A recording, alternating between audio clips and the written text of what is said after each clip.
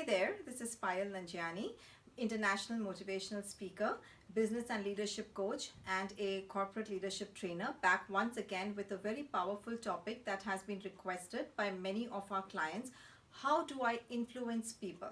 So I'm going to divide this video into two parts. Part one, where we will talk about the level of connection that you have with your people, and part two of how you are going to build a lasting rapport with your people.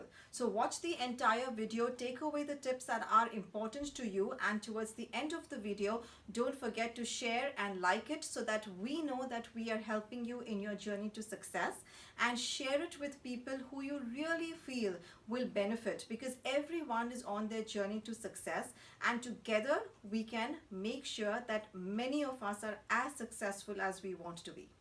Now, when we think of an influencer, okay, whether you are a business owner or you're working in a company, influence is one of the buzzwords these days. Business owners want to influence the buying decision of their customers, and that's the reason you see so many ads. You network, you want to talk to people, you see salespeople around. Company leaders want to influence their teams so that they have maximum productivity. So everyone wants to influence. In short, an influencer is someone who affects or changes other people's behavior. Okay, I repeat, an influencer is someone who affects or changes another person's behavior. So in that way, everyone is an influencer, whether you are a teacher, a student, you are a company leader, business owner, politician. Everyone influences everyone around in some way.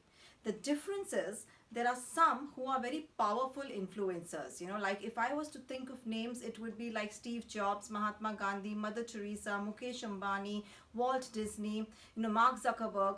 These are powerful influencers whose name registers in our mind.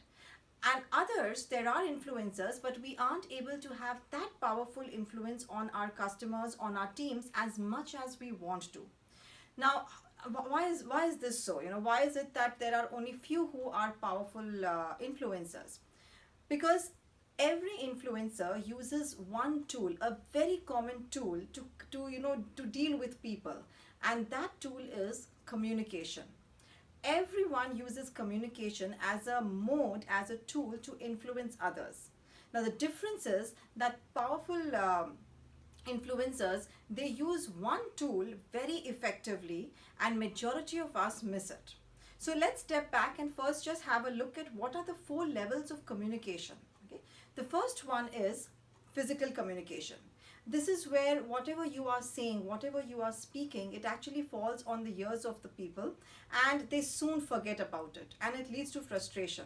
And the reason it leads to frustration is because all your time, instead of selling, instead of growing in your career, all your time is getting wasted, it's getting taken away by only framing and reframing the message, so that the person to whom you are communicating really understands and invests in you, invests their money in your product, or understands what's the importance of the project.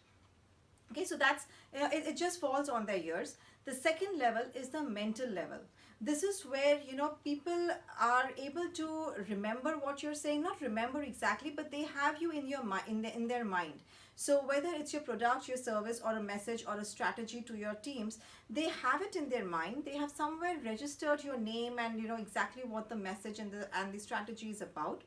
But at the same time, it's it's not a continuous process. They forget it very soon.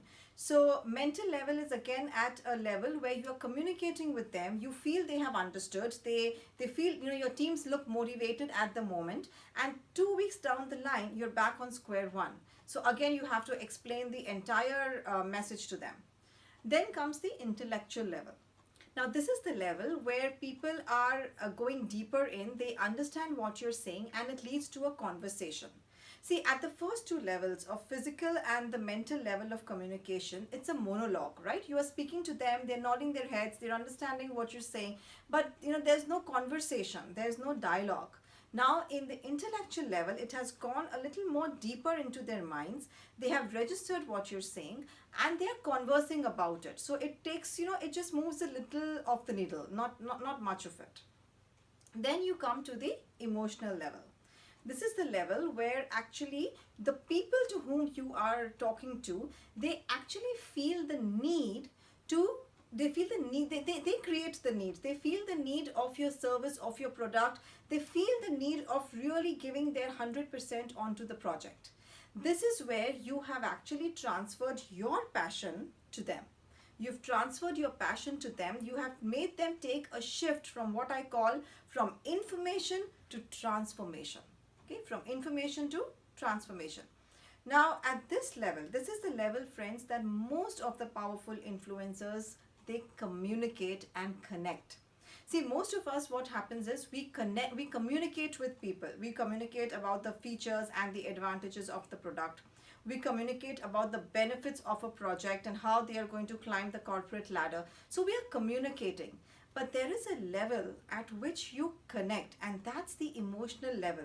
That's beyond communication. It's all about the connection, where you have helped the person to actually understand what it is all about. This is where your people, whether it's your client or your teams, they are motivated. They are motivated, they want to give in more than just bare minimum. They are more engaged in the work that they are doing. They are more engaged in your service and your product. And that's exactly where the transformation takes place, at the emotional level. Now, when you see companies like Coke or you see companies like Apple, you will see in their ads that there is an emotional touch every time they try to reach out to their clients. They reach out to their customers, to their own people, to their employees. That connection comes on the basis of your emotional level. Now, how do you do that? How do you connect at that emotional level with your people? If you've seen my earlier video, I had spoken about the power of questions. If you haven't seen that video, go ahead and take a look at it, because that's one of the important tools to bypass all the physical and the mental level and the intellectual level and reach to the emotional level. Once you have grasped the power of the questions, what you have done is, see, this is just a tool. The power of questions is a tool. Once you have grasped that power of the questions, what has happened is you have been able to get all the information you really want from your people, whether your teams or your clients. And now you start to use that information and weave a story so that it helps the people register in their mind, and they take a shift again from information to transformation. So your connection has to go much beyond communication if you want to start becoming an influencer, a powerful influencer. You have to connect to your people's emotions, their feelings. See, always remember, friends, people don't buy products or services. They don't want to climb the ladder just because they have to. It has to be from within. There is some emotion that is leading to their action. There is some emotion that you have to connect with so that they can buy into what you're saying. They can understand the deeper need. There is a need, but they are not understanding the need because it is buried under so many other information that is around them. So when you connect to your people on the basis of emotion, at the emotion level, what you have done is you have moved them around, you have moved them away from the crowd. There is so much crowd in the market, there is so much information people are getting, whether it is your team or whether it is your clients, there's a lot of information they are getting. You have really put them away from that information and made them understand the actual need which is within them. Unless that connection is not there, you will be only working hard to communicate with them and to convince them. And that drains away your energy as a business owner and as a leader. You want to connect with them. You want to make sure that you are only convincing them 10%, but you are connecting with them 95% of the time, friends. 95% of the time, connect with your people, and 5% leave it for the convincing. The convincing will take place on its own, right? So I want to leave you today with a reflection, with a thought, and think about it. At what level are you connecting? At what level are you connecting with your clients, with your teams, with your upper management, with your colleagues? At what level are you at? Because that's what's going to decide where you need to take that shift, where you need to move. So until again we meet back on part 2, where we will talk about how you build that rapport with your team. Until then, wishing all of you loads of success. Have a great time ahead. Bye bye.